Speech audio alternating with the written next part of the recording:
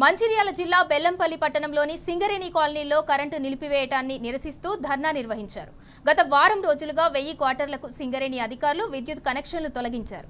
దీంతో కార్మిక కుటుంబాల ఇల్లు అంధకారమయ్యాయి. వెంటనే కాలనీలకు కరెంటు కనెక్షన్లు ఇవ్వాలని డిమాండ్ చేస్తూ సింగరేణి పాత జీఎం కార్యాలయం ఎదుట కాలనీవాసులు ధర్నా నిర్వహించారు. గత ప్రభుత్వంలో ఏనాడు కరెంటు తీయలేదని, వెంటనే కరెంటు పునరుద్ధరించి కార్మికులను ఆదుకోవాలని డిమాండ్ చేశారు. ఈ రోజు లక్ష చిల్లర పనిచేసిన కార్మికులందరూ వారి వారి యొక్క కష్టాన్ని ఆదమర్చి సింగరేణి ప్రజలకు ప్రపంచవ్యాప్తంగా ఈరోజు వెలుగునిచ్చిన ఘనత సింగరేణి కార్మికులది.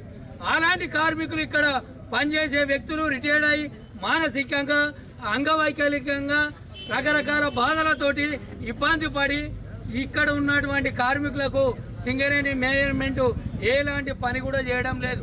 ఈరోజు లక్షల కోట్ల రూపాయలు సింగరేణి పేరిట మేము అభివృద్ధి చేస్తామని చెప్తున్నారు తప్ప ఇక్కడ ఉన్నటువంటి కార్మికులకు కనీసం